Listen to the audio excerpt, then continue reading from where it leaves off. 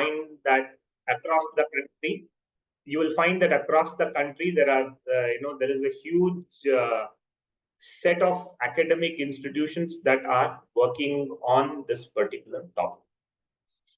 But then it is very important first to clarify whatever this topic really means.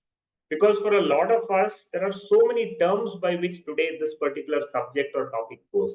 And we don't even know if it is one single topic or a collection of topics or whatever it is. All that a lot of us do know is, that is something that's close to our heart, something that's about culture. And that's the only connect that we all have. And that connect is a more emotional connect rather than a very formal, well-defined connect. And to be very honest, although NEP, talks about it in 2020, subsequent to that, so many cells and centers and departments did start in IKS. It doesn't mean that the subject per se is something of a new upstart, something that started newly. Far from it. What we are talking of is broadly the education system that has always been there in our country. So just like today, we have a formal system of education where you get into kindergarten, then there is first to 10th, and then your pre-university, then your undergraduate studies, postgraduate, and PhD. Very defined set of stages and milestones. We have always had something similar in the Indic milieu. And so we have always had an education system, and that education system has been very, very wide enough. Almost all of the topics that we study today have been part of that education system as well. But though they have been known by different names. So within the modern education curricula or within the modern university education system, when people started studying how was the previous or the older education system, and when I talk of the older education system, we know that there has been a clear break. The older education system came to somewhat a grinding halt, thanks to Lord Macaulay. Post that, a new system of education was started, new set of infrastructures, new pedagogies, new values, new sensibilities, everything anew, everything afresh. And over a period of time, now this new system has become the default system of education.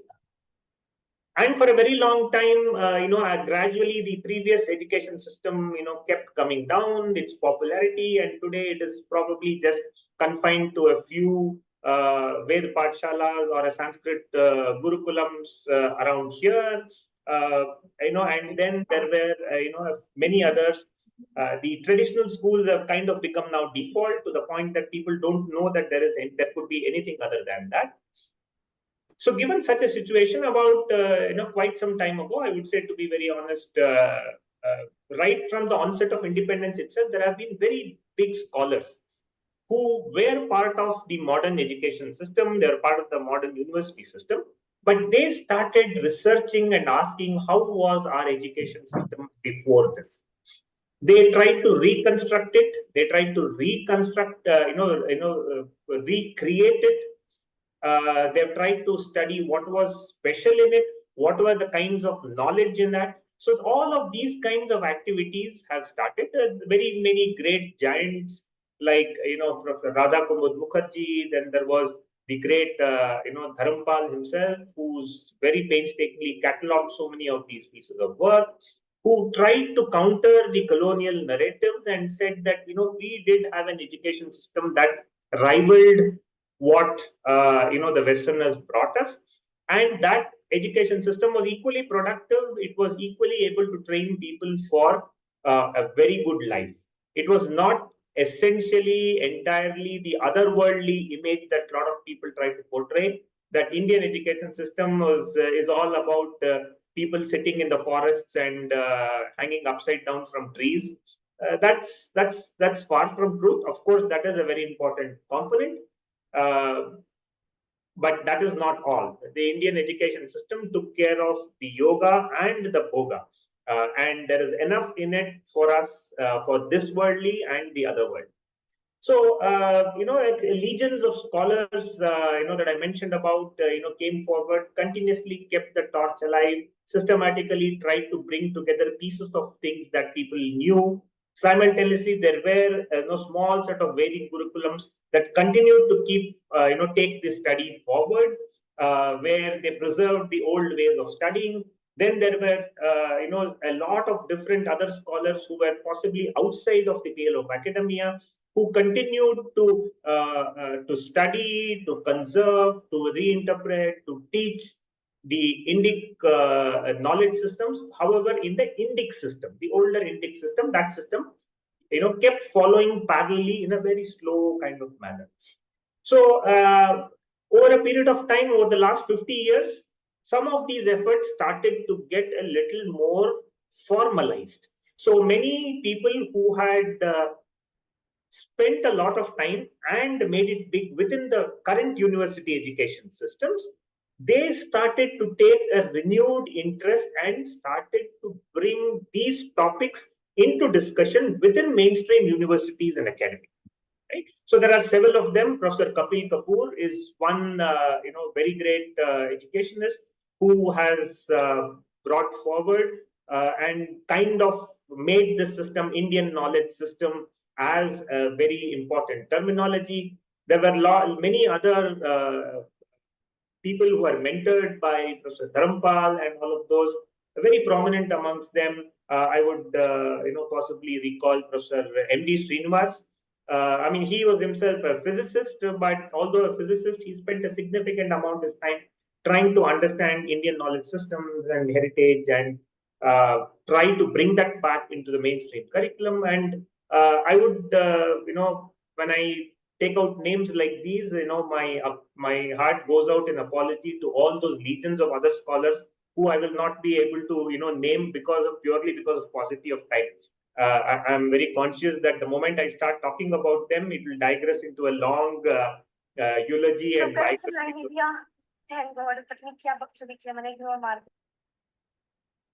Right. So this is how the story of Indian knowledge systems and heritage studies started to come in. Simultaneously, there were many other people in various different areas, engineering, in physics, in mathematics, in biological sciences, in medicinal systems.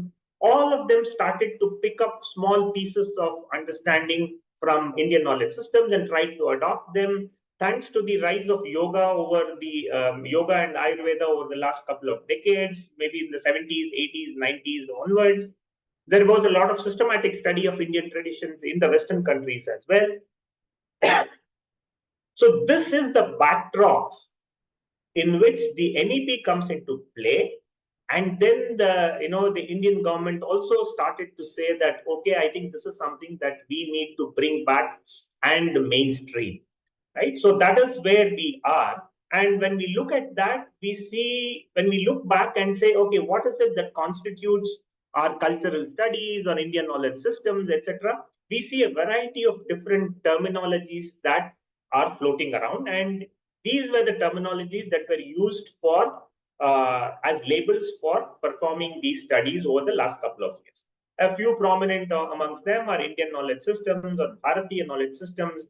You have heritage science and technology, you have traditional knowledge systems, you have tangible, intangible heritage, etc. You have ancient Indian technology, science and technology. There is something called history of science, and so on and so forth. So there are many such different names by which this particular field goes. Each of it has a very specific context, and I won't go very deep into all of them. However, there are a few names and that I would like to explain because I want everyone to understand that this is quite mainstream, right? So, for example, when you look at heritage science and technology or tangible, intangible heritage, this is a terminology that's actually adopted by United Nations, right? So you look at United Nations, UNESCO websites. They actually, a lot of their work revolves around conserving heritage assets. And they say that what is heritage? Heritage is something that we inherit from our previous generations, and we are trusted with it. We conserve it, we grow it, and pass it on to the next generation. This is heritage. Very broad definition of heritage. And heritage includes something that is tangible, as in something that's physical. That could be a temple, that could be a fort, That could be a building, or it could be some natural heritage like a beach, a mountain, a river, any of those. So all of these are heritages, and these are all tangible heritages.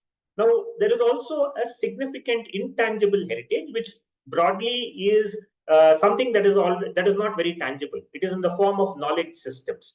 It is in the form of knowledge. It is in the form of oral. It could be stories. It could be rituals. It could be practices. Anything that is intangible, that is not physical, but that is passed on. It is valuable, and we pass it on to the generation. These are all intangible assets. And this is something that the United Nations also recognizes. It is a formal field of study. You'll be surprised, in many top universities, like even Oxford. A lot of them, you will see there are departments, small departments, centers that do heritage science, heritage studies, and so on. However, as far as the Western world is concerned, their heritage is quite limited. They do not have a very long or big, massive amount of oral tradition. Whatever traditions they have, they are already part of the current knowledge systems, which is part of the university education.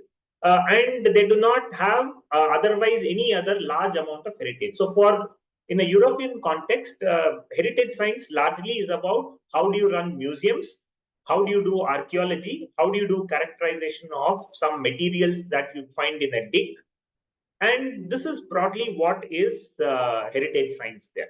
However, in the context of India, this has a very, very vast applicability, because the amount of intangible heritage that we have is as big as a complete education system in itself, because this was our default mode of education system. So within the Indic context, the terminology heritage studies, heritage science, heritage technology, etc., is a very well applicable and very recognizable internationally recognized area of study. And now within the heritage studies, if you look at intangibles, right, that is what is Indian knowledge system, of which you find a lot of mentions. And Indian knowledge system has been, the term Indian knowledge system has been adopted and popularized by Ministry of Education. They also established a division for Indian knowledge systems. Similarly, in the biology and natural sciences area, traditional knowledge system is very, very popular. Because this came about as a response to the Haldi patenting controversy that happened a couple of years back. And in response to that, it was felt that we must document the traditional knowledge that we have of herbs and medicinal plants, etc. And in that area, the word traditional knowledge system is very much used. Similarly, there are a bunch of people who have been systematically documenting the history of evolution of science in the Indian subcontinent, and that is why you have terminologies called history of science. Right? Similarly, there are Sanskrit studies departments everywhere, and since a large part of our intangible heritage was documented in Sanskrit, the term Sanskrit studies is all encompassing sometimes to pick up all of these different areas of study. Another term by which it goes by in many foreign universities is Hindu studies, religious studies, dharma studies. A lot of these different terminologies are floating around. However, we should know that all of them essentially are the same, practically speaking. However, in different contexts, different names have come about. Okay, so moving ahead, what are the different academic activities, degrees that you can get? Today, there are a lot of elective courses that one can take by both, formal educational institutions and a variety of informal educational institutions, not for profits. So many of them. So you can do certificate courses, you can do elective courses, so on and so forth. Of course, Agastya Gurukulam is, one of them. There are many others that are doing, offering many certificate and diploma courses. There are many that are offering minor programs, major programs, and different streams. And there are also some institutions that actually offer a formal MTech and a PhD degree. Right. So IIT Hyderabad, where and Heritage Science Department is one such. It actually offers a full MTech degree and a PhD degree. The MTech degree is online, and the PhD degree is both physical and online. Right? So there are a huge range of these offerings right now that one can actually study. What are the kinds of research that happens, studies that happen here? They broadly fall into 3 or 4 categories. One is a conservationist kind of study where you want to record, you want to document what has happened before, what was there before in the Indic education system, whether in a particular area like metallurgy, astronomy, math, architecture, archaeology, history, so on and so forth. Right? The other kind of study is about method and frameworks. Right? So, for example, you want to pick Nyaya Shastra, you want to understand what are the methods by which evidence, things are argued, pramanas are used for understanding the world around us. So, that is a particular framework of thinking, framework of analysis. So, using these analysis, epistemology, ontology, etc., another kind of work that happens. The third one is more of understanding the science behind an Indian knowledge system practice. For example, what happens when you perform yoga? What's happening in your brain, in your physiological changes? When you listen to music, why does music seem nice? Why does a building seem beautiful? What is the cognitive, mechanism of beauty, of relaxation, of happiness? Why are Vedic altars the way they are? Why this shape? Why not some other shape? Why are rituals performed, etc., etc. So you study the science behind culture, science behind all things Indic. And now the fourth category is using technology for promoting, conserving, and for generating livelihoods out of Indian culture, right? So it could be something like, creating a video game, creating a search engine, creating some apps, physically building games, or even maybe running something like, let us say, a marriage contract agency, right? That takes contracts for performing and conducting marriages across people. I mean, this is also an enterprise that uses heritage. So it's broadly serving heritage industry. And what is the heritage or cultural industry? It is an industry that has as its core some asset that is cultural, some emotion that has cultural. Either its target market is culturally focused, either its core offering and allure is that there is something cultural. For example, there is tourism industry, there is a yoga industry, there is an Ayurveda industry, there is a movie industry. Every single industry does have something that is very, very important and core culture. So using all of these is another bunch of studies. So when you actually go down to start to study this broad area of culture or Indian knowledge systems or heritage studies, what is it that is required? What would you do? And what you will do is that it is an interdisciplinary study process. It's an interdisciplinary area of research. And that is why you will have to study some subjects that come directly from our Shastras.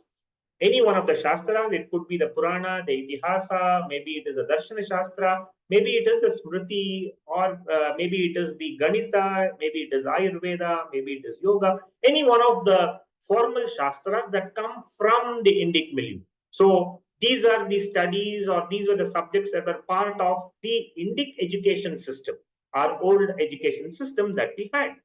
But at the same time, if we want to put it up in a current academic area, you will also have to learn subjects and be able to point out similarities with a variety of current subjects. So today, when we go to university, you'll have to specify whether you do life science, whether you do physical science, you do engineering, you do digital engineering, or do you do physical engineering. I mean, physical engineering is broadly like mechanical, civil, chemical, and so on and so forth.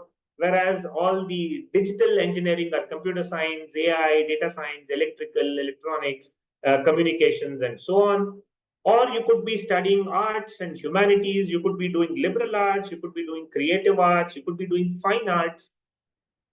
So now the way forward or the way in which culture studies are being performed in the higher education space is to take an interdisciplinary approach. So you will possibly have somebody who has an understanding, let's say, of Vyakaran.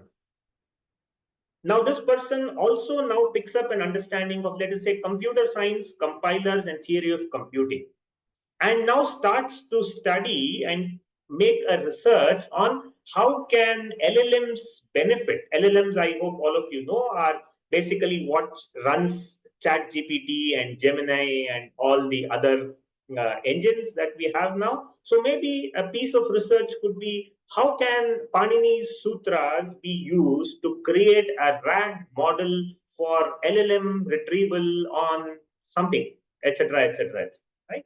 So, although this is a cooked up subject, it is very, very plausible today, and very, very close related subjects are actually the subject matters of thesis for our students. Okay? So, it's not, although it is cooked up, it is not at all implausible or something that is imaginary. Okay? Similarly, you could think of somebody who has studied the kavyas, right? So maybe he has a vidvat in kavya. He's done a vidwan madhyama and a vidvat uttama as well in the sahitya. So he understands very well the theories of rasa, bhava. He knows what have the different scholars talked about it. They understand Bharata's Natya Shastra. They know how to decode, Valmiki's Ramayana from a perspective of rasa, understand the rasotpatti in the various verses, talk about and classify the different nayakas, whether it is a Dhirodatta or a Dhira Lalita or Dhira Shanta, and so on and so forth. And now imagine that such a person also now has exposure to cognitive science and neuroscience, and he understands, or he studies the brain basis of emotions, the origin of emotions, expressions of emotion. What is the role that amygdala has to play? What is the role that the frontal cortex has to play? What is the role of neuromodulators and the hormones and the endocrine system in allowing emotions to go? What is dysregulation of emotion? What is upregulation? What is downregulation of emotion? What happens? And imagine, a friend of his is also an expert in developing or building systems, as in electronic systems, sensor systems for biomedical instrumentation. And just imagine now, this person starts a thesis on combining all of this to study the emergence of emotion in depictions of Ramayana, right? Or understanding the neuroaesthetics of plays, neuroaesthetics of cinema, right? Now you might wonder, what is the use of doing something like this? Will my son or daughter ever get a job when he does something like this? And the beauty is, a person today who has an understanding of neuroaesthetics and neuromarketing is very much in demand in the industry, because every single Amazon or Flipkart is looking to see how can I catch the attention of my viewers or my potential buyers. And when they try to do that, they want to understand, how do I make an emotional appeal to the people who are browsing my stores? So what do they want? They actually want to understand, how does rasotpatti happen? How do bhava and rasa bhavas come in? A person who's trying to make a movie wants to understand, can I have some prior feedback about how well my movie will perform? Will it catch on? Will it move my audience? And imagine if people had a tool to do that. It is quite a huge industry.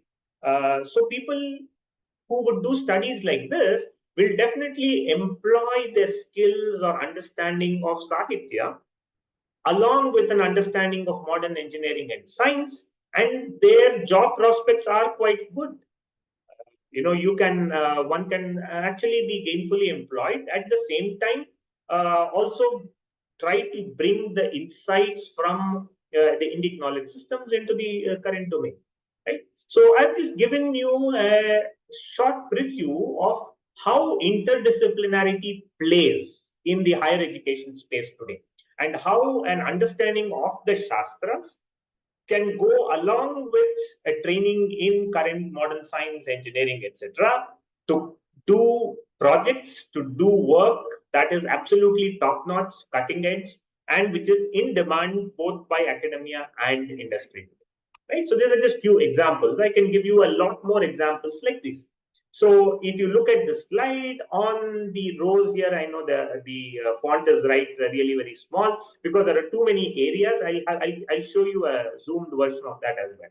Right. So on the rows are all the areas of modern academic system, and I'll read it out for you. So speech science, phonetics, acoustics, signal processing, metallurgy and materials, chemistry, textiles, dramaturgy, mass media, automata, natural language processing, knowledge representations, philosophy and epistemology, control systems, anatomy, physiology, neuroscience, movement science, machine learning, data science, geography, cartography, remote sensing, history, archaeology, genetics, economics, political science, epigraphy, manuscriptology, linguistics, architecture, structural engineering, painting, sculpture, multimedia, animation, astronomy, physics, mathematics. Right? I mean, it covers everything: life science, physical science, digital science, arts, fine arts. Everything is covered. Now you look at the traditional set of subjects, right? What you would study in a typical, Gurukulam. I mean, you have Prasthanatri, you have the Vedas, the Samhitas, the Shiksha, Vyakaranam, Chandas, and the Vedangas. You have the Brahmanas, the Shrauta and Shulba Sutras, the Grishya Sutras.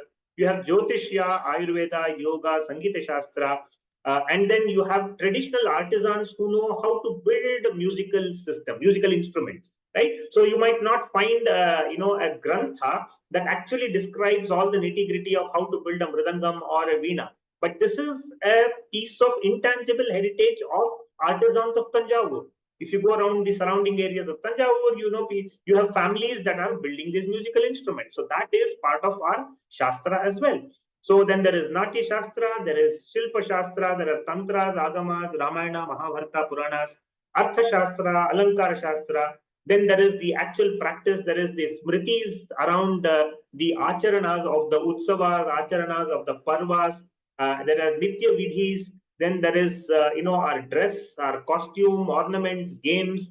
All of these are part of the traditional Indic system of study. Now, the beauty of this whole system, of this whole thing, is that if you look at the subject matter under either the modern system of education or the sum total of the subject matter of our Indian system of education, they are both acting on the same set of subjects. It is just that they are organized differently, their modus operandi are different, the way they study are different. But what they study, what they focus their studies on, are very, very, very similar. And this is why it is possible to design interdisciplinary, education systems, interdisciplinary way of looking at things by looking at the intersection of these. So if you think of the everything being placed on the rows and the columns, intersecting at specific cells here, you can create newer disciplines that are current, that are cutting edge, but still very steeped in our culture. And this is how modern education will go. So if you look at this now, okay, so this is a zoomed in version of that, and I'm going to look at things like Indic materials, right? So if you study Indic materials, what would such a field look like? You would be studying subjects like modern metallurgy, materials, chemistry, and textiles. But at the same time, you will also be studying the Indic Shastras around Ramayana, Mahabharata, and the Puranas, especially their description of materials and clothes, etc. You will be studying the Rasa Shastra, especially. You will study the Artha Shastra and the Alankara Shastra, because that is where there are a lot of descriptions of how do expressions, the dresses and costumes do come in. You have specific texts that talk about festivals. You have the Smriti Kaustubha and many others that talk of how festivals are. You look at the Natya Shastra, you will probably look at the, parts of the Vyakaranam, Panini, etc., which talk about the dress of people in the different parts of the country. You will look very hard at, the things like Manasollasam as well. You will look at the, Rasanava and all the texts of the Rasa Shastra, which is basically the chemical stuff, chemistry. And that will be the area of study for Indic materials. Similarly, if you had a degree, if you want to take a degree in Indic mass media for your master's, you would study dramaturgy, you will study mass media, you will study knowledge epistemology, control systems, anatomy and physiology, because you want to know how people react when they see something. You want to know neuroscience and cognitive science. And of course, you also want to understand language, natural language processing, and all of those, because you want to be able to understand how people speak, how things are made, how are scripts written, can I have generate scripts with an LLM, and so on and so forth. But you will also have to study the Natya Shastra, Shilpa Shastra, Tantra Shastra, etc., for variety of reasons. So similarly, you can see that you can develop a variety of different interdisciplinary areas of study that are very current and contemporary by application, but they are steeped in our culture and our shastras, and they are eminently employable. So this is how things go in the higher education system. And using this kind of a template, the Ministry of Education, the IKS division, has now started work to create minor programs that will work, that will be offered through UGC by means of MOOCs, and it will be available to a large number of colleges, all the constituent colleges of UGC, and maybe even AICTE as well, where you are doing, let us say, a BE in computer science, but you also do a minor in Indian linguistics and language processing, right? Maybe you are doing a degree in mass media, but along with that, you also study Indian dramaturgy or Indian performing arts. Right? So these are possibilities that the ministry wants to enable, and if God willing, everything goes as per plan, hopefully in August of 2025, this will actually be unrolled, unveiled, and every student of any UGC constituent college can actually pick a minor from IKS. There will be 16 different minors possible, and they will all be given. So a classical sign of the maturity of any particular field of study or research is how many professionals are there in that area and what are the professional bodies and organizations that have come up. So now IKS and Heritage it has its own professional body, which started last year. It's called the IKS and Heritage Association, and it is an association society of a large number of researchers, all the prominent researchers in the area of Indian knowledge systems and heritage. So they're coming together. We are all, setting up journals. We are creating conferences. We are creating conclaves. We are crafting PhD programs. And the whole field is coming together now in a very, very professional manner. So those of you who understand how higher education works, every area has its own society, like an IEEE. Like an IEEE has several societies. You have a society, IEEE society for every single sub area. You have an IEEE society for circuits. You have an IEEE society for instrumentation.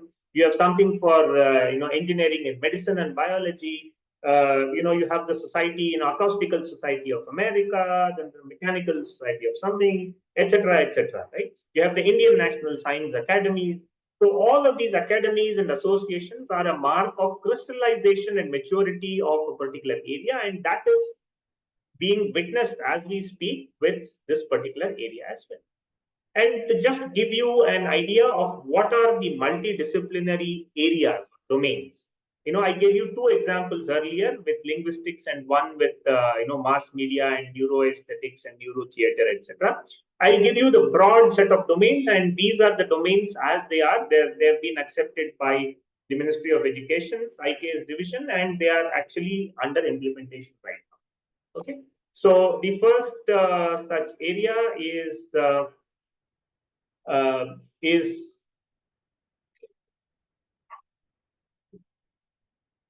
the first such area is Anvikshiki, which is around Vedic philosophical and cognitive sciences. And you can notice now that what are the constituent disciplines here? It says that it is at the multidisciplinary interface of, you can read it under three headings. What are the different shastras that constitute it? What are the different humanities and social science disciplines that go into it? And what are the STEM areas that go into it? Right? So STEM is in science, technology, engineering, and medicine.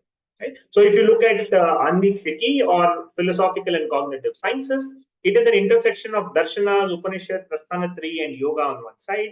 It's about Eastern and Western philosophical thought, epistemology, ontology, and philology from HSS. It covers cognitive science, neuroscience, and psychology from STEM.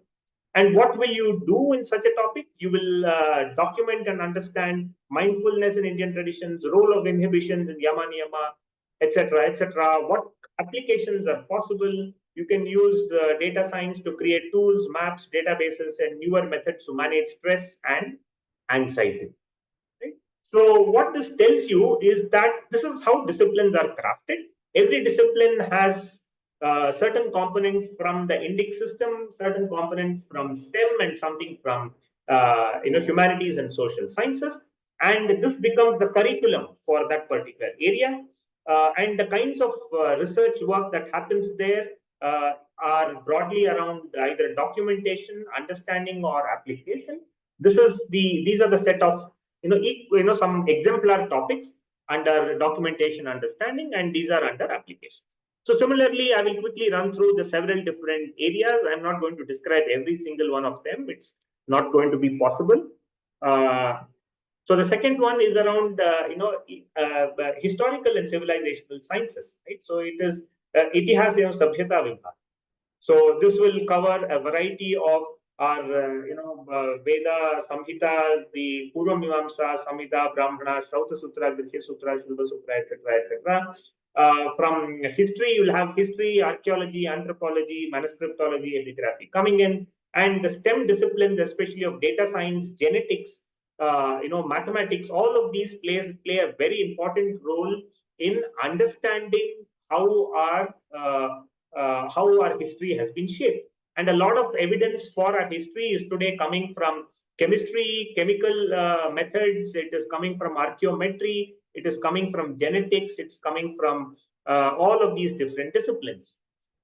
Similarly, there is contemporary social and cultural sciences, which is the Laukika Shastra. You have mathematical, physical, and astronomical sciences, Ganit, Bhauta, and Jyotisha. You have speech and linguistics, which brings together Shiksha, Vyakaranam, Chandas, Nirupta, the Mantra Shastra on one side, comparative linguistics, lexicography, linguistics, etc. from the HSS, and it brings in speech science, phonetics, speech signal processing, speech recognition, natural language processing, and all of these subjects from STEM. You have political, economic, and strategic sciences comprising the Dhanurveda, the Arthashastra, Dandaniti, Rajaniti, and so on and so forth.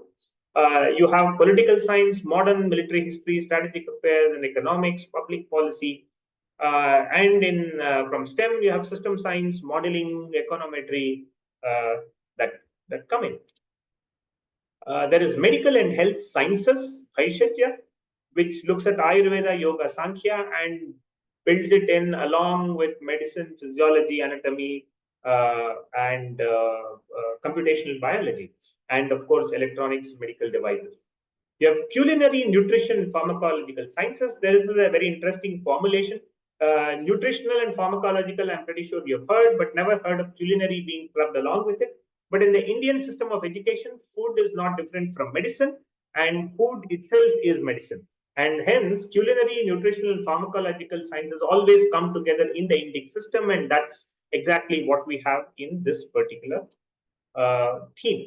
You have agricultural sciences, the veterinary, animal husbandry. This is the Varta Vibhaga. You have Gandharva Vibhaga, which is all of the performing arts. Again, a multidisciplinary way of looking at it. Not purely about learning art, dance, etc., but also about understanding the science behind it and technology tools required to take it forward. You have a whole areas of engineering, Abhiyantriki, available with mechanical and digital design, and how do you use that for furthering the cause of IKS and culture. You have civil and architectural sciences. You have fine arts and sculpture, the Shilpa Alekhya Vibhaga. You have chemical, metallurgical, and the material sciences, the Rasa Dhatu Vibhaga. Very interestingly, you have fashion and interior design, the Alankara Shastra. And very importantly, these are actually part of They form a very large part of our 64 kalas. But they have been largely neglected, and today all the formal or informal training programs around beauty and fashion, etc., are purely driven by either Bollywood or by Western paradigms. And that is something that is possible to change with a homegrown course that picks up methods, tools, techniques, and skills from our Indic systems. And finally, edutainment systems, because in the Indic scheme of things, there is no entertainment without education and no education without entertainment, right? So with Krida and Adhyayana, everything goes together. Shikshana, Krida is Shikshanika, and Shikshana has an element of Ullasa or Utsava. And that is why you have Shaikshanika Kridaniyaka as a separate system where you learn how to build toys, build games, understand how people build games, but also understand the theory of education and how all of this goes. Okay. So with this, I will stop my presentation for now. Let me stop sharing and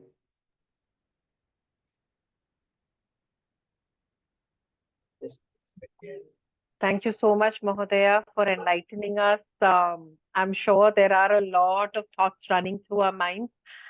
Parents, you can raise your hands, ask questions, or if you wish, you can type in the chat box as well. I will start with what I have in the chat box so that we can. Mehul Dikshit ji asks, appreciate if you can inform us about the postgraduate online program for people who are staying outside Bharat. So the postgraduate, there are the MTech program so far is an MTech program in heritage science is currently offered only by IIT Hyderabad. And fortunately, that program is an online program for working professionals. So it is possible for somebody who has a minimum of 2 years of work experience and would like to reskill themselves and take up a master's program in this area to enroll for this program. And it's an online program, so you can do it from any part of the world. We do have students currently who do it from Dubai, Singapore, or the United States. Namaskar, Dhanyawad. So I can get more information from the website about that? Yes. I will type the website, details here in chat. Let me just look out for the chat window here. Chat, okay. Right. Okay, so let me say, okay, so this is where you will find the details of the MTech program. Okay, got it. Thank you very much. So, is there a program on temple and lighting? So, we don't have a program per se yet on temple, but we have a stream around Indic architecture, right? So, we have a team on Indic, conservation and reconstruction of Indic architecture, and it covers a large part of how temples are, built and done. As part of that course, typically there are field visits where you actually can go to, for example, the last year, the students actually went to an archaeological site in Vadnagar, Gujarat. They visited Kerala, Vastu Vidya Gurukulam, to understand how Kerala style houses are made, which is what is found along the coast all over the places. And they also made a visit to the Vadakanathan temple and the Guruvayur temple, understanding how conservation of those temple structures, etc., are performed. So that is definitely possible. And on temple and lighting, right? So I think if I saw it correct, it was lighting. Is that right? Ji, Mahodaya. Ji. Yeah, temple lighting. So see, for temple lighting is a very, very niche topic. And what kind of lighting happens and what are the different lighting technologies possible, what are the different projection technologies possible, etc. I do have a master's student who is considering a research thesis on that topic, but the topic is too niche to have a proper MTech program around it. It's a very small niche, so it is possible to pursue it as part of any research program a master's or a PhD kind of program, definitely possible to pursue it. But a full MTech program around it, I don't think it has sufficient breadth for that. I think Bhagini adds on saying on architecture further, any program for PhDs who are residing in the US, she is an architectural lighting engineer by profession, a lighting designer by profession. Okay, that's beautiful. So interestingly, my student who is considering doing this also has a family business of industrial lighting. So architectural and industrial lighting. So I think that is what drives people to this. And that's possibly why. And it is definitely possible as a PhD topic. It's possible. And you could actually do a PhD while being away. That is definitely possible. But I'm not sure if you are an American citizen, in which case also I think it's possible to do a PhD, but we will have to take it offline and exactly explore. But it is possible. It's broadly possible. Thank you, sir. Thank you so much. I'm an Indian citizen and I've been US since 2005 when I came for my master's. And I worked in US in lighting design industry for Are you currently working? No, since I had my daughter, we are homeschooling, so I'm not working, but I worked in the industry and I was part of the T2 terminal in Mumbai. The lighting was designed by my manager and I.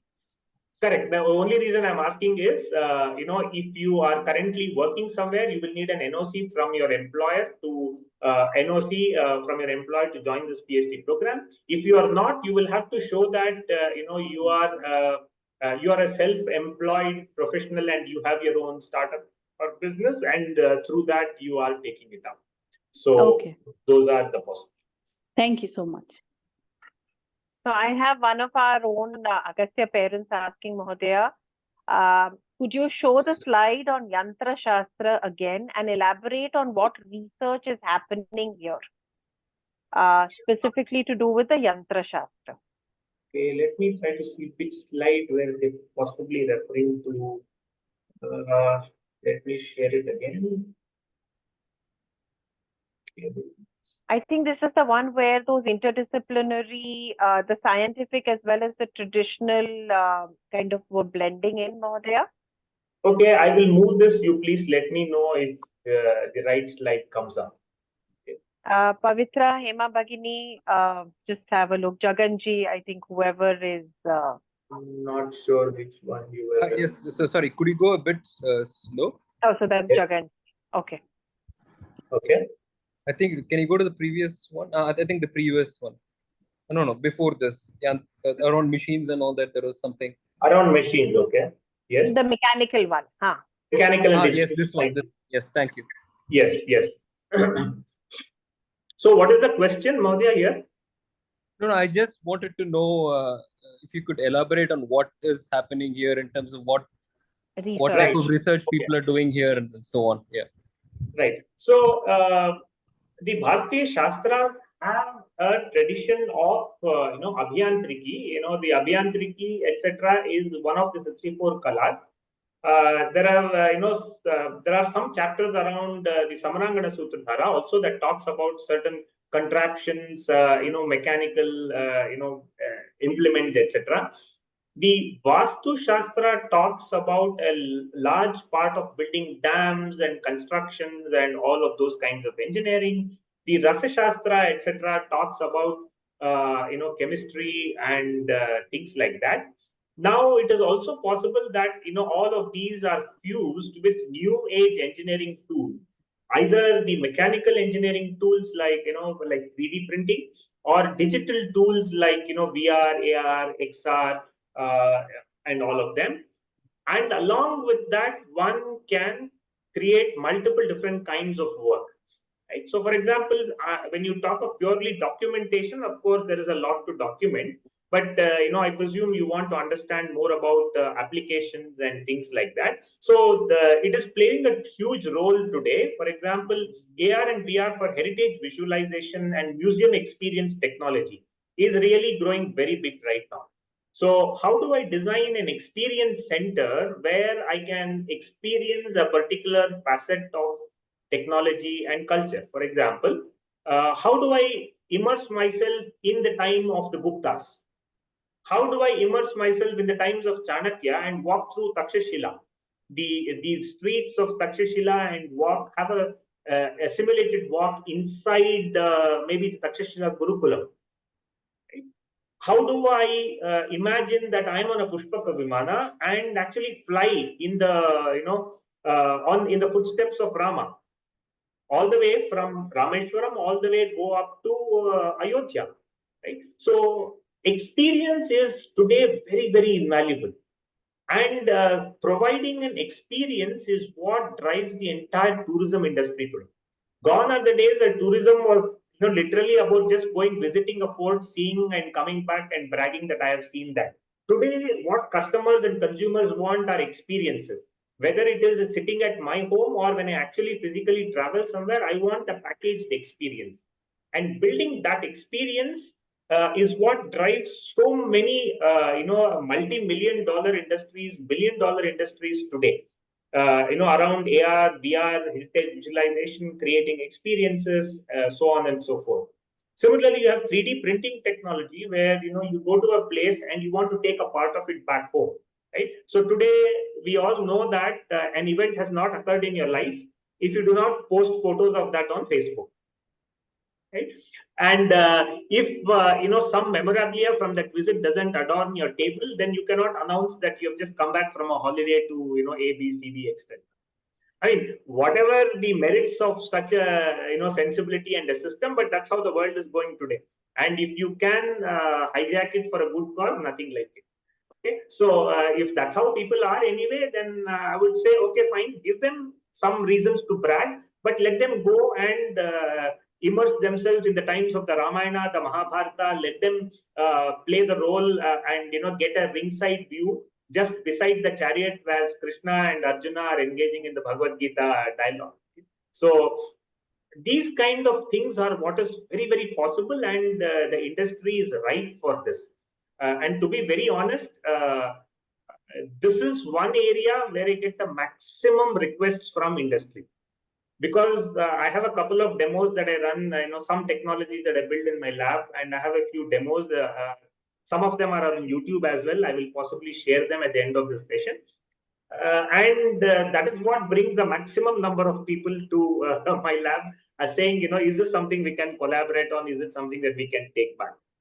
Right. So this is a very, very strong area. Another very strong area is around LLMs and multimodal LLMs, things like that, where you want to understand, you want access to information, and the information must be packaged correctly. It must be available to me at the right time, at the right place, with the right amount of verbosity. Right. So today, ChatGPT has set a very high standard. Today, nobody goes to Google search. Everybody goes to ChatGPT because now you can ask, tell me something about it. And then you will, people are even so greedy that they will say, okay, now you please also give me a 3D file which I can download and print on my 3D printer. And also please design a code for me that I can run and actually implement this algorithm. Right. So that is the high bar that has been set. And to match up to that in the area of cultural heritage, etc., a lot of people are working, including our lab. We are working to design modern search and information retrieval systems, VR, AR systems, but something that is very much drawn or based on authentic pieces of information. Because as these things become commoditized, a very major challenge is about authenticity. Fakes abound, and especially in an area like culture where nobody really knows how to judge the answer. The person who's answering is a complete freedom to cook up any kind of story that he or she wants, say it, and then claim superstar status without having to be accountable to answers. So these are some challenges in this area, and technology engineering is playing a huge role here. Dhanyavad. Mohan, there is a question. Is there any stream that you can go with for modern day psychology? Okay, so modern day psychology, yes, there are some psychologists working on it. Psychology is a very right field for something like this, because the interface of psychology, cognitive science, neuroscience, along with the Shastras like yoga, is a very, very important thing. For instance, I actually right now have a PhD student who wishes to pursue what are the brain bases of creativity, and is there any, what are the implications of yoga methods for inducing creativity and so on and so forth. Something around that. Right? I mean, we have just kind of started and we haven't like really dived deep in there, but I'm saying these are the possibilities that are there. So it's definitely very, very possible.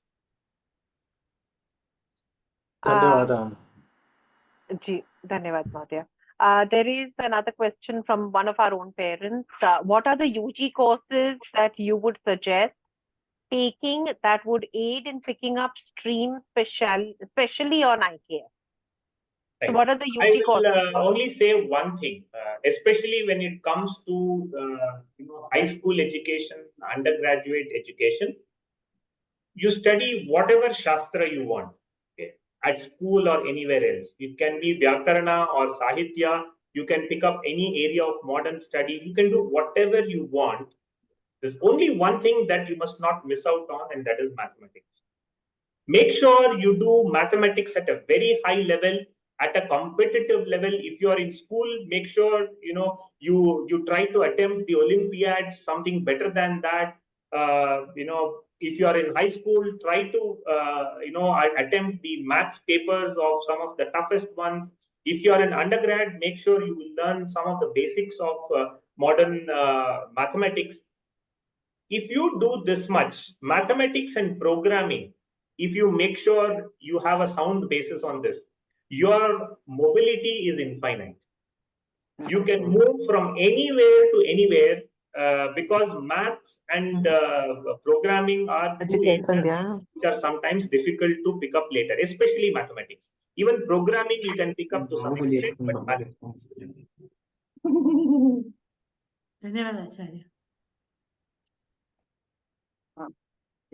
Again, one of our own parents is asking, which are the best books on IKS? Can you please tell the names and authors, publishers as well? All right. Good books on IKS. I mean, that's a very tough question. I mean, what is a good book? So there are books for different kinds of audiences and for different purposes. And there are, quite a number of books on Indian knowledge systems. Some of the very famous systems, there are monographs and chapters by, doyens like Professor Kapil Kapoor. There are several publications and book publications on various topics. See, for example, IKS is not one single subject. It is a full education system. So asking for a book on IKS is like asking for a book on modern education system that belongs to the modern education system. It's very tough to, do because a particular subject will have its own set of books. But however, there are books, introductory books on Indian knowledge systems. Professor Kapil Kapoor's, monographs are a very good source. There is, if you want to know if you want to be exposed to the amount of information available, what are the contents of Indian knowledge systems, what are the information available in it, then Professor Mahadevan's book, I think it is from Prentice Hall, if I'm not mistaken. So Professor Mahadevan and Vinayak Rajat Bhatt and another person, they have a textbook which gives you an introduction to various shastras. So the way it goes by topic shastra one after the other, and it gives you an introduction to that. Similarly, if you want a book of concepts, right? So if your focus is more on concepts and you want to try and understand concepts, then there was a book that I had the fortune of co-authoring last year. The book is on Indian knowledge systems and heritage. So if you are focused on looking at concepts, you want to deduce, you want to look at the elements, basic core elements of the science, then for a conceptual understanding, this book is, possibly a good one. I mean, I can post the details, it will be here. The book is called Elements of Indian Knowledge Systems and Heritage. It's published by HDSR Institute. And similarly, there are, so these are for the books. For specific to every particular area, there are so many books. For example, if you want to understand mathematics, the works of Professor M.D. Srinivas, M.S. Sriram, Dr. K. Ramasubramaniam, they are seminal works on all parts of mathematics. There is a magazine called Bhavana that works on mathematics. So they publish a lot of articles on Indian mathematics and how they are related to the current in mathematics. If you want to start looking at works on yoga, of course, there are a lot of very many good books, translations. Similarly, it's a very huge field. You can go area by area, and then you'll have to see what is a good book for that particular area. But for IKS in general, these are some of the books that are available. There is a Mahodaya who's asking, do we have an IKS search engine that is available? Well, IKS search engine, many people that are trying to do, we are also working on one, an IKS LLM. Because now search engines have moved past. Now the format in which people want is like ChatGPT. You want chatbots, and so we are also working on one. There are multiple others. I would assume that in the next 1.5 to 2 years, we will have many such options. I think Jagan Mahodaya is again asking, which book would you recommend for learning about Bharatiya machines and machine design principles other than the Vastu Shastra? The Vastu Shastra, sorry. See, the Bharatiya machine design principles, the information in a way is a little bit scarce. It's only Bhoja's Samarangana Sutradhara that has a lot of information about contraptions and machines and things like that. But a lot of it needs to be taken with a little bit of care, and hence any book on translation of Bhoja's Samarangana Sutradhara, etc. will do. But that information needs to be corroborated, so it takes a little bit of effort on that. Dhanyawad. Are all these books mentioned in English? Yes. All the books I previously mentioned on IKS, they are in English. Dhanyawad, Mahodaya. I think I've covered pretty much all questions. There is one that has just come. Are there any quantum communications related materials available anywhere as part of IKS, or how it could be amalgamated with current technology?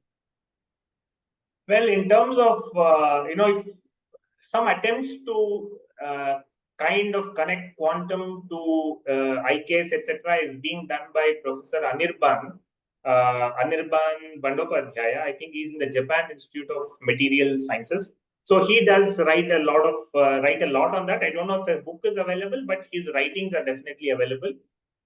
Similarly, Professor Subhash Karth is another person who looks at some astronomical correlates, looking at physical dimensions, astronomical, dimensions and constants, etc., and relates it to some IKS concepts.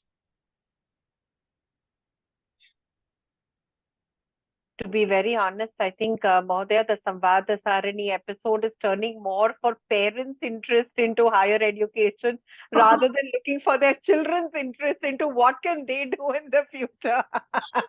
No, but this is the real bait. If the parents feel that they can engage themselves, there is no better advertisement, and there is nothing like that to improve their confidence that their kids can also go into it. Absolutely. And in fact, that's one of the things that we've also noticed in the last 2 years that we are running it. The amount of enthusiasm that the older participants, I mean, not really old, I mean, people in the 30s and the 40s who had presumed that education is over for them now, they're all coming back with a lot of freshness to do a lot of work. Absolutely. So at the back of my mind, every slide you shared, I kept thinking, what is my takeaway? Where is it that I can probably further my skill sets? And I've got 2 daughters. And again, that kept running, this could be interesting. This could be something that I could look into. So I completely understand. We all have different takes from it, but yes. And more importantly, if we feel that So our generation is people who have been through the current modern education system, and we possibly got the best out of it. We went to the best of universities, and we have seen what cutting edge really looks like. And if we feel that, we would also like to be a part of it, then it gives us a lot of confidence that we aren't pushing our children into something that is so fossilized. We are pushing them into something, something that is very current, contemporary, that is very easily has the, mobility. As a parent myself, I believe that knowing that there is mobility to go in and go out of these areas gives a lot of confidence, and it's an insurance. I mean, nothing wrong. I mean, let him try it out. He works on this. If he doesn't like it, he can anyway move out. It's not like, you have made a choice that you can't undo. Absolutely. Absolutely. I couldn't agree with you more. I think the key takeaway term from this is the relevance of what the children are doing today is very clearly visible in all that you have showed us this evening, Mohdaya. So I completely agree with you on that. Parents, I think a last opportunity to kind of ask any doubts, concerns. Namaskar. So first of all, I would like to, on behalf of everybody, I know everybody would have the same sentiment, but I really appreciate this opportunity, and thank you very much for your time, Mr. Mohan. It was just so amazing. Again, thank you very much for the Agastya Gurukulam to give us this opportunity. And one last thing that I wanted to ask Yamini Madam, that I'm also interested in just to know how to, I just inquired about how to open a center of Agastya Gurukulam right here in Raleigh, North Carolina. I'm in US, Raleigh, North Carolina. So I would get you, I will send you an email about it so we can talk about it later. I have some of my you friends. Can write to us at info@agastyagurukulam.org. Okay, sure. And I will surely reply. Okay, yeah, because some of my friends are already part of Agastya Gurukulam as a parent. Their kids are going in your school, so I'm also interested. Thank you. Dhanyavad, Mohdaya. I think one last question. How is pedagogy of these higher education programs aligned with our Bharatiya pedagogy? Well, to be honest, right now the pedagogy, as you know, is highly dependent on the instructors. To be honest, a lot of instructors are still aligned with the current education system only. So the pedagogy will be like the standard modern lectures and the way it goes. However, there are a small set of people who have had experience with both kinds of pedagogies. They have studied in the topmost universities of current times, but they also took time away, during the student days to train under traditional scholars in Pathshalas as well. So some of these people have dual pedagogies, and they are able to shuffle between the two of them. For example, there are some classes of ours that run.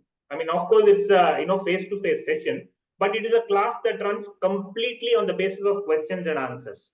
So there is less lectures and there is more prashnottara, the Upanishadic way, when teaching. So that is also possible, but very honestly, change will only be painful, slow, gradual, and incremental. So, but we are making progress.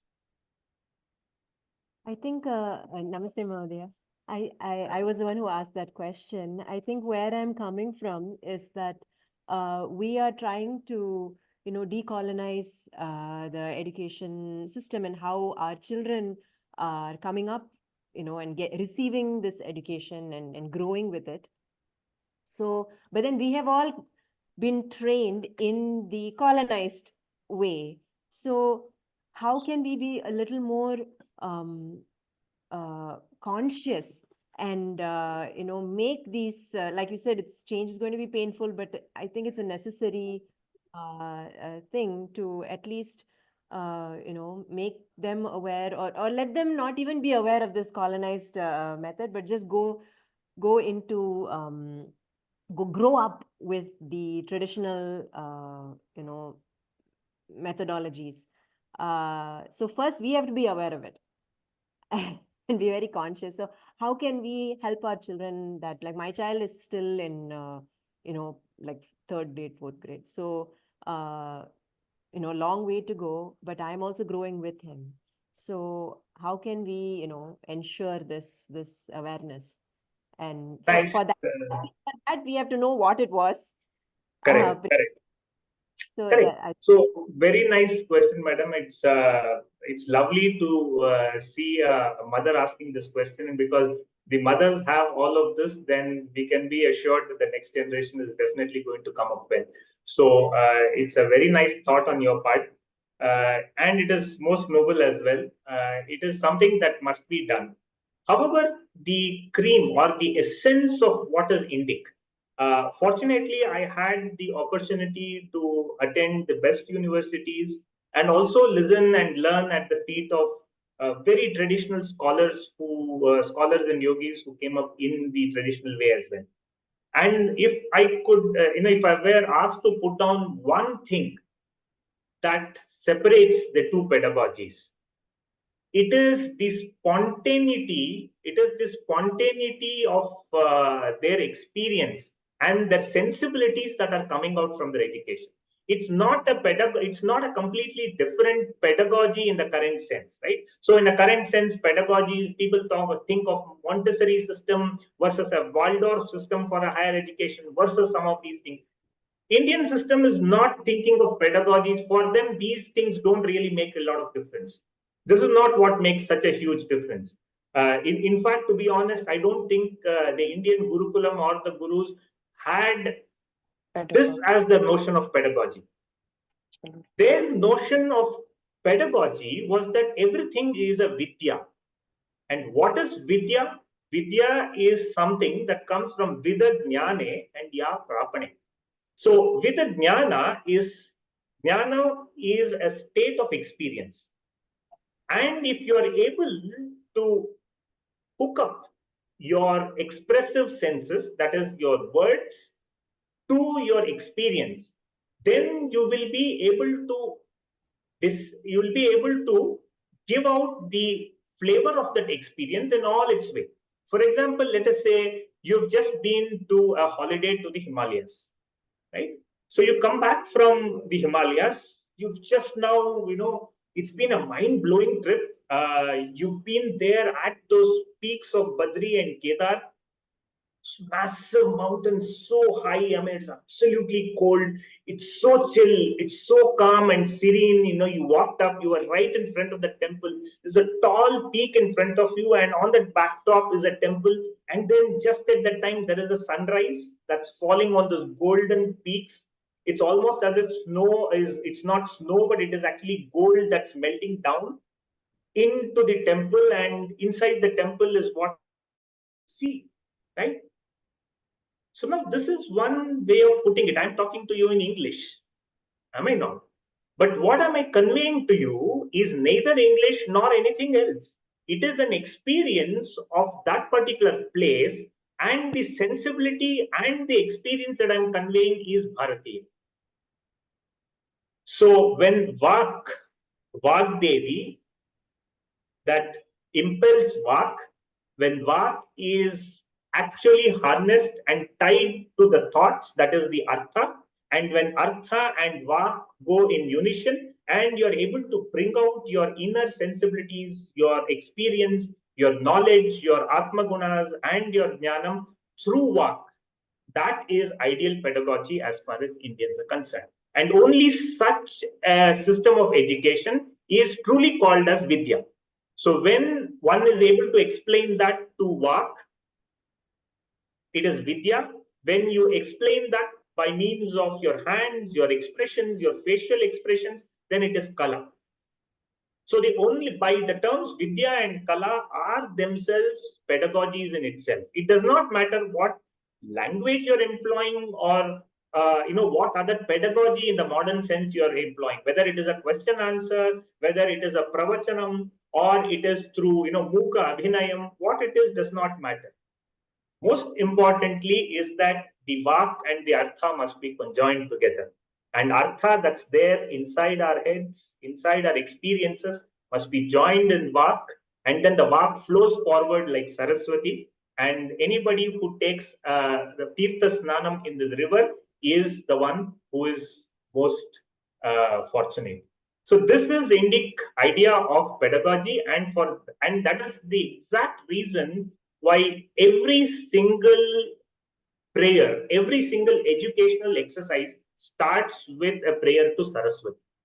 It is in this sense that one has said that Saraswati is the god of education, because she is the one who impels our Vak to be very well inclined to.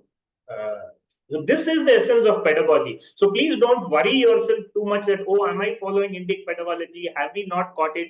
Have we fallen into Western pedagogy? Nothing like that. What really matters is the sensibility of the teacher. It is the understanding of the teacher.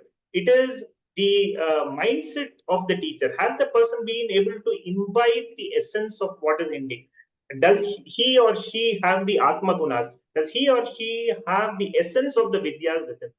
So, honestly, this is what it is. This is what separates a truly Indic teacher from anybody else. Dhanya, so beautiful. Thank you, Mahadaya. It really puts me to rest. One more last question. How do you exams play in all of this? So again, there are so many different ways of giving exams. Okay, and if you look at the Indic way of doing things, education, the Indic word for education is shikshana. Okay, and shiksha is vidyopadane. It means to transmit the vidya, and whatever exam or whatever is conducted within the Indic scheme, it is just to make sure that what has been transmitted was faithfully received and absorbed on the other side. Absolutely. And what you do, how you do does not really matter. Current pedagogy has a question answer, 3 hours, 100 marks setting. There are many other systems within the current setting also that have a question answer. There is a Viva. Some people have hackathons. Some people have practical hands-on exercises. Some people have assignments. Some people don't have anything. At the end of the day, say, based on class performance, I will score you. So all of them equally well and good. What is most important is that the person who is transmitting actually has the Indic sensibilities in mind, and he's capable of judging whether the transmission was received correctly or not. Everything else is immaterial. So, and that is why there is a disproportionate emphasis on guru. And if the right guru is found, then everything else is automatically sorted by itself. Correct. I couldn't agree with Mohan Mahodaya more. Even at Agastya Gurukulam Bhagini, our aim for examination is to assess whether our methodology, whether our mode of transmission was received by the child the way we perceived it, or we need to correct our methodology in transmitting knowledge. It's not to gauge whether the proficiency of the child or the understanding of the child. And we clearly give our examination to the children in Maukika as well as Lekika. Because there are different kinds of learners in children, and we understand that, and we want, them to benefit to the maximum. So I completely agree with Mohan Mahodaya on this. Absolutely. Lovely questions. Hi. Aji Deepa Bhagini, again, one of our parents. Namaste, Deepa ji. Namaskar, Yamini, Namaskar, Mohan. One question that, Mohan Acharya, that I want to ask you is, what is the vision that you see over a period of time that will normalize IKS as much as it was, prior to, let's say, all the colonizations happened? So do you think that that's going to happen, or all our budding children would also, go on to become Gurukula, start Gurukulams, or, that becomes the norm, basically? What is your vision on that? It's a beautiful thing. I mean, this is a question we've been asking ourselves and working towards. My personal take on this as follows. So today you have, let us say, a very prestigious program on performing arts in some XYZ institution, and it is considered the top institute or top place to go, both by students and also by recruiters. Now, let us say there is an alternative program or a program by the same name, let it be. Let it be another be arts or be whatever it is, in performing arts, but whose curriculum is steeped in the Indic methods, and it takes an interdisciplinary view, fusing the Indic core of Indic sensibility and knowledge with modern techniques, methods, etc. And if students prefer this program and institute over the previous one, both students and recruiters prefer to pick from it, then I would say that is the ultimate mainstreaming of things. That is the mainstreaming of things. Okay? So it doesn't mean only then, this one is valuable. With or without approval by all of these people, it is valuable in the eyes of those who value them and for whom that holds value. But then when we talk of mainstream, we know that we want this to be accepted by peers and by large numbers for their simple Laukika worldly prayojanam as well, right? And in that perspective, this is how I would see. Similarly, if you have a course today, courses in data science are very much popular. So if we have a program on heritage data science or cultural data science, which give you all the tools and techniques that a typical student of, let's say medical data science or some other data science goes through, but the person also has the sensibility of culture and is able to apply that to culturally appropriate data science or something like that. And that program has a lot of takers, both from recruiters and students. I think that would again be one such metric of mainstreaming. Sure. Thank you so much. Dhanyavad. Okay, I think we've covered all the questions in the chat box. I think there are no more questions, parents.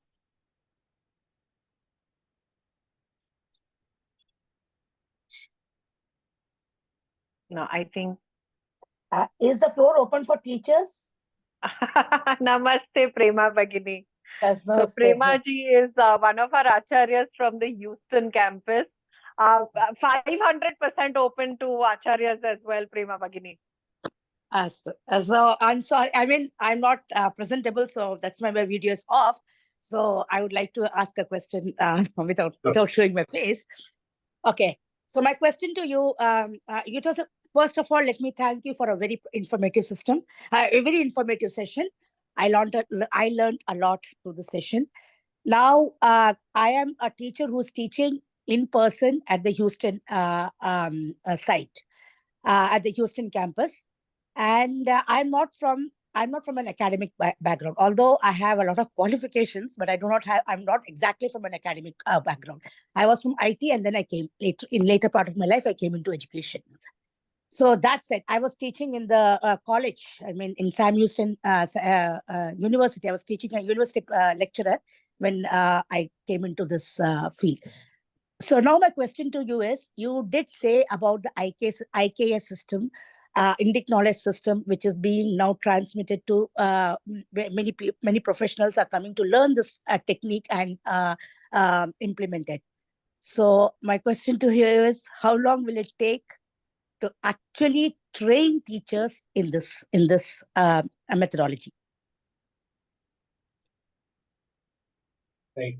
Now, this is something that depends on the person who's coming in. I would say this would take, to give you a ballpark number, if you want to ask how long will it take to train somebody in this field to the same level of rigor of, let us say, producing a PhD in a current education system or producing a Vidwan in the traditional education system, I would say that it would take around approximately the same amount of time. It would take typically, equivalent of about 12 plus 3, 4, 5 years, the same 12 years, 13 years if you want to do. But the point is, we don't have that luxury, at least to start off with. So, we do it in small packets, whatever be your education, let's say in 2 years, we can do something. Maybe 4 to 5 years, we can do quite a lot. But I mean, to be honest, let's say, I have been studying with people in the traditional, who have, with the traditional acharyas, while parallelly pursuing my modern education since the age of, let us say, 14. I'm at 44 now, and I've spent 30 years in this doing both. And I feel I have still quite a way to go. I've hardly, I've not gotten where I really wanted to get to. So one can assume, one can see it is quite as intensive as anything else. But I would say a good 10 to 15 years when the systems are institutionalized, very well institutionalized. I think a 12-year scheme is a decent thing. 12 years, when I say 12 years, it is post, starting from your high school. So, you can say about 4 years of high school plus another equivalent of 4 plus 4, right? So, about 10 to 12 years, one can get a good amount of expertise in a particular area with a lot of breadth about a variety of different areas. Okay, I'll take this session with you offline through Yamini ji, Sure. and I'll see how best. I'm still an Indian citizen, so I'm not, although staying in US, I have held on to my Indian passport. So I'm still an Indian citizen. I'll talk to you, take it offline and check with you Absolutely. how I can improvise on mine. Absolutely. And just to clarify, it is just that if you are an Indian citizen, the procedure is slightly easier and simpler. Not that it is any difficult. Even if you were an American citizen, it is possible. I think the only difference is in what kind of documentation you produce. That's all. So even American citizens are allowed to apply to the programs now. Okay. Thank you so much.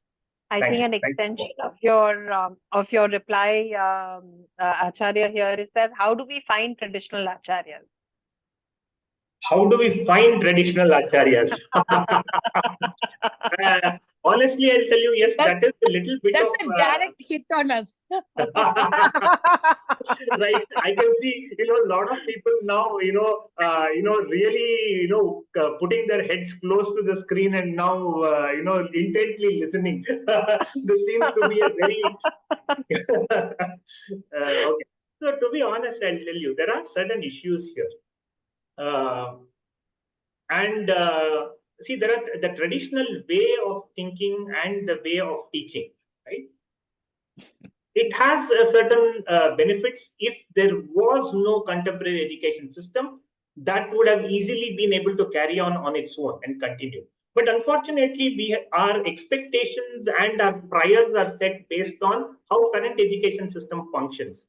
So, in the current scenario, if you want to run a traditional Gurukulam and as you want to have train acharyas or bring in acharyas with with our traditional sensibilities, but able to deliver in this setting, it's double hard. It's doubly hard, and I can tell you, without that, it is difficult. I have seen a lot of very good scholars, traditionally trained, but unable to engage with audiences other than their own traditional audiences. There are several others who have very good methods, very good teachers. They're able to hold the floor and teach current audiences, but their understanding of traditional system is too shallow. Right, so this is a double, problem that one has to solve, and the only way I feel this can be solved is for people to have something equivalent of two lives, like Shankaracharya, right? So you will have to go have a life parallelly where you learn from traditional scholars, and you will simultaneously have to learn from modern scholars on modern methods as well. And possibly after 1 or 2 generations where there are a sufficient number of such scholars, a new method will emerge where from get-go, you will have both of them fused together, right? So that is where the difficulty is. I'm fully aware of what you're asking, because I've been, also faced with this kind of problem when I have to train other people. That's where the issue is. It takes a little bit of time for us to unlearn and learn, because each of these two systems travel on two different directions. So one has to have the ability to switch, unlearn and learn. Very practically speaking, if one had to create a system where the acharyas are have the sensibility and the core of our traditional systems, but will very comfortably do it at the modern level. I would say you would, let us say you pick somebody who is fairly young but has done at least up to, let's say, 12th or 1 degree in the modern system, okay, but very willing to learn and has some exposure to culture, okay, some exposure to culture. Now such a person, if you pick up, let's say the person is 22, 23 person, then such a person, you give me about 6 to 8 years, such a person can be trained to have the best of both, right? And when I say trained, it doesn't mean that I'm going to train everywhere, but I can give them the right set of things, send them to multiple other people for the right aspects, and such a training program can be possibly put up. But I know what it takes to do it. I myself have stumbled through it by trial and error, but I know at least several ways to fail. So I'm confident I know at least 1 or 2 ways to pass through that and do a good get out of it. No. And just to add to what Mohan Acharya said, that is the struggle at Agastya we face on a day-to-day basis. No, to find the acharyas to be able to do justice to the curriculum that we have. I am from the corporate education space, Mahodaya, for 22 years, and then I joined Agastya. So the difference I see in the acharyas at Agastya and what I encountered in my 22 years of journey is something like poles apart. So I completely understand where you come from. Madhavi Bhagini, I think there's another parent who wants to ask a question. Madhavi ji? Somebody else is also raising their hands. I think Aparna. That is Madhavi ji. That's Aparna's mama. So I was just wondering.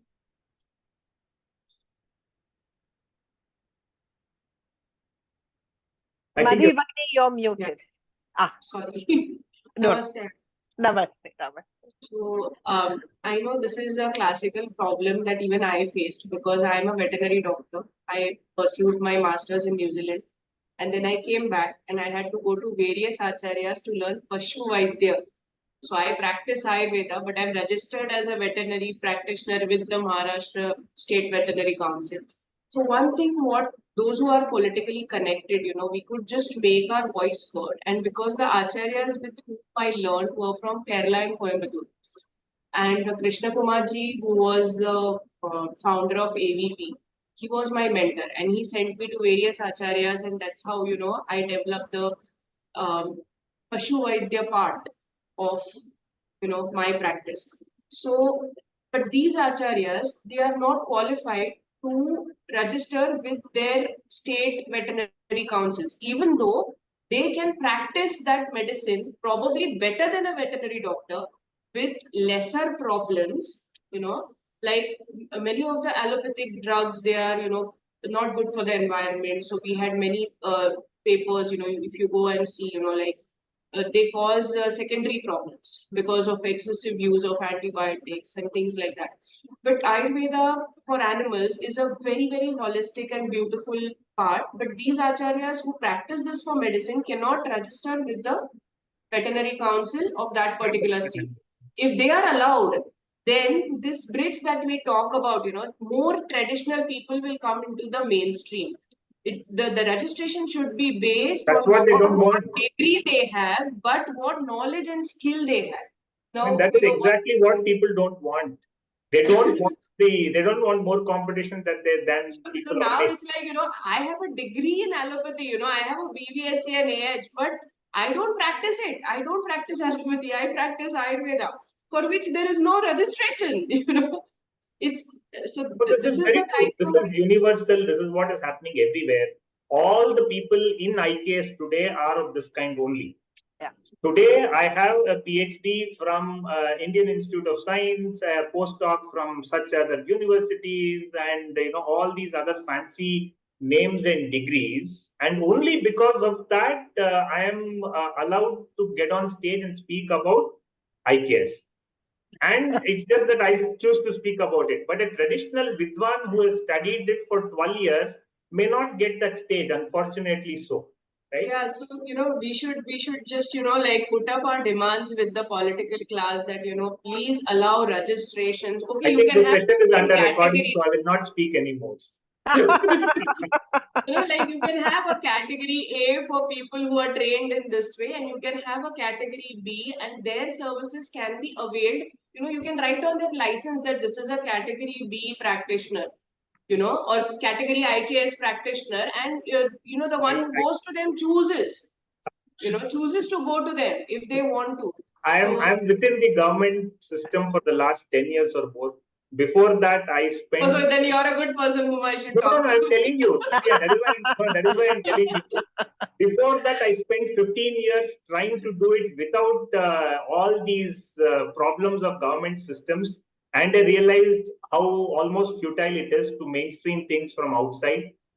I took many more years to get in here, and now I know why these things are not easily done. I know these n number of solutions, but I also know what is holding things up. But then you are recording, I cannot talk. I understand, Mahodaya. So Anand Mahodaya here mentions saying thanks for the wonderful presentation. Do you think India stroke Hindus have the luxury of waiting 1 to 2 generations for a new system to emerge? Given how the larger system is de-evolving, it seems like a lot of us are going through the same problem individually and reinventing the wheel, so to speak. Can we pool our resources and expertise to solve this problem sooner? So when I say it will take 1 or 2 more generations, I meant if 1 or 2 more generations for the formal way to go about.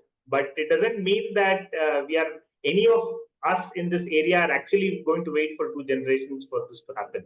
So we are all doing things the accelerated way. We are all finding other ways to do it faster, scale up faster, become bigger faster, help each other. All of that is happening. When I said it will take about 1 or 2 generations, I would say that is the natural course.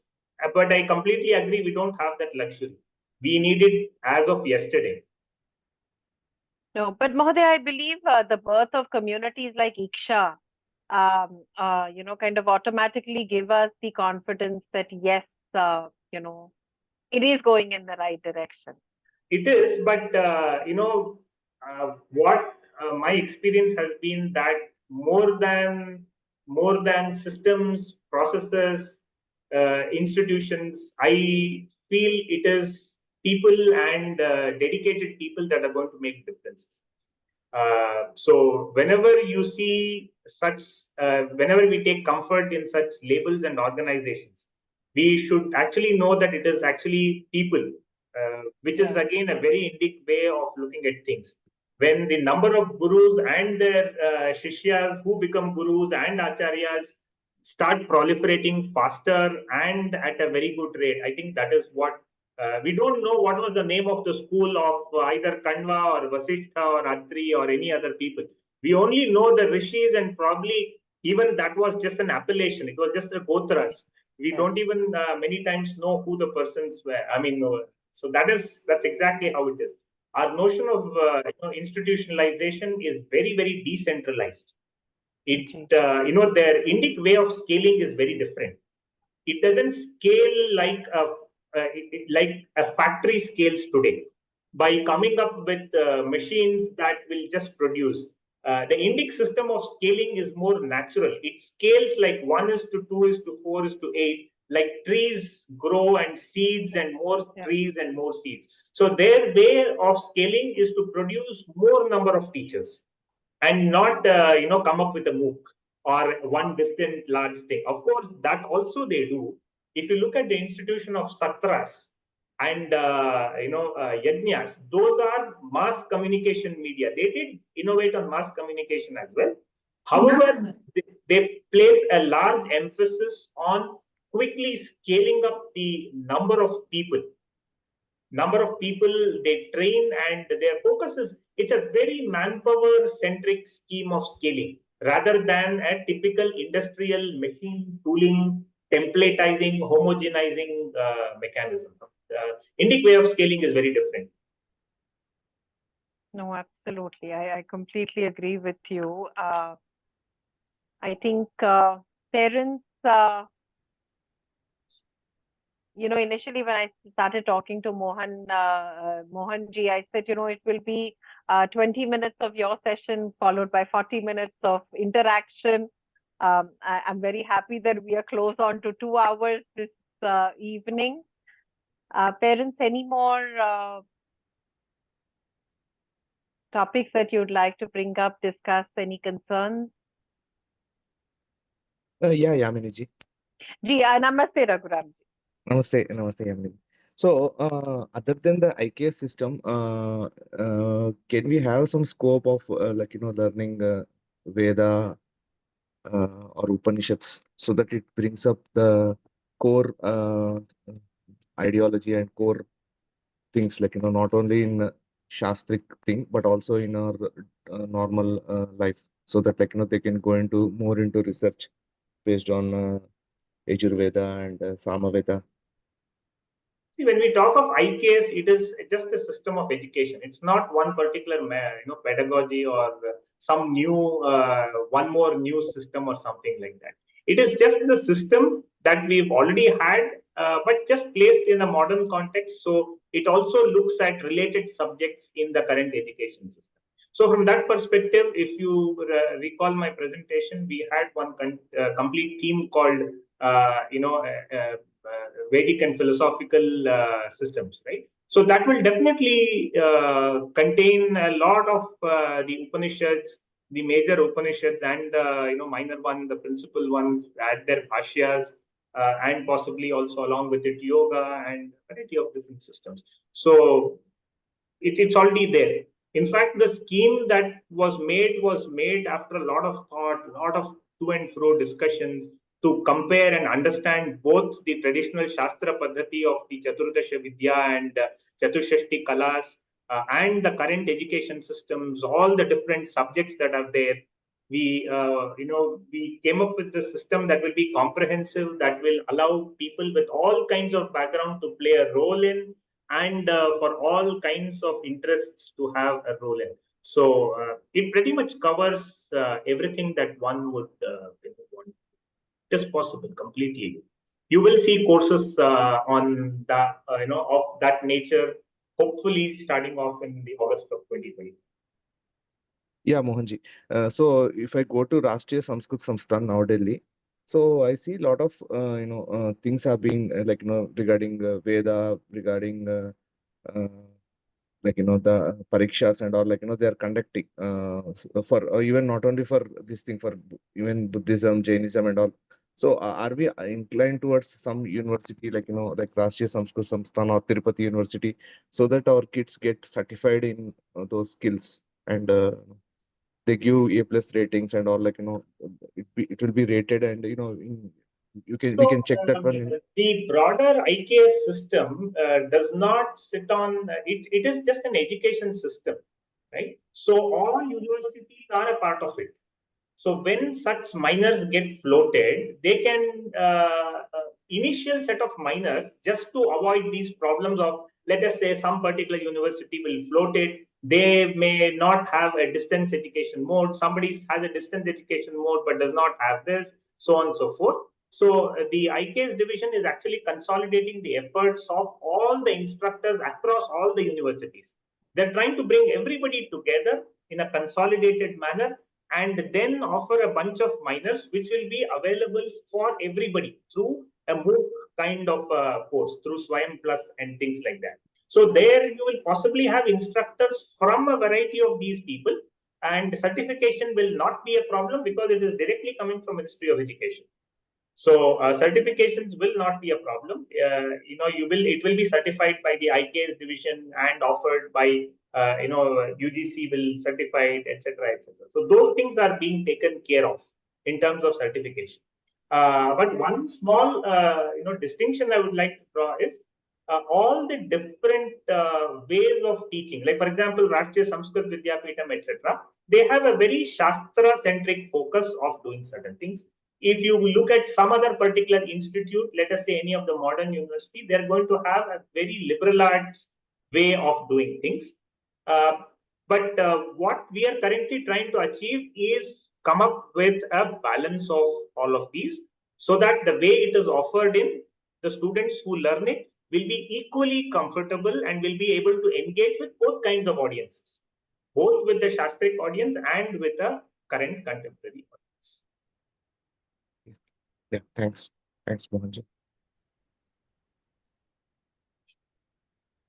I think, Mahodaya, with that last question, I think we will wrap up this session. Bahu dhanyavad from all our parents, participants, for giving us your valuable time, for giving us your valuable knowledge and insight into the career prospects for our children at Agastya. And we're highly indebted to you. And of course, our journey and association will continue. Dhanyavad parents, participants, for joining us on a Saturday evening and giving us this time a lot from US, joining us early morning. Bahu dhanyavad. And to the ones in the India subcontinent, Shubharatri, Ram Ram, Namo Namah, Punar Milamaha. Namaste, namaste, dhanyavad. Thank you very much. Dhanyavad, Bahu dhanyavad. ಧನ್ಯವಾದ ಮಹೋದಯ ಧನ್ಯವಾದ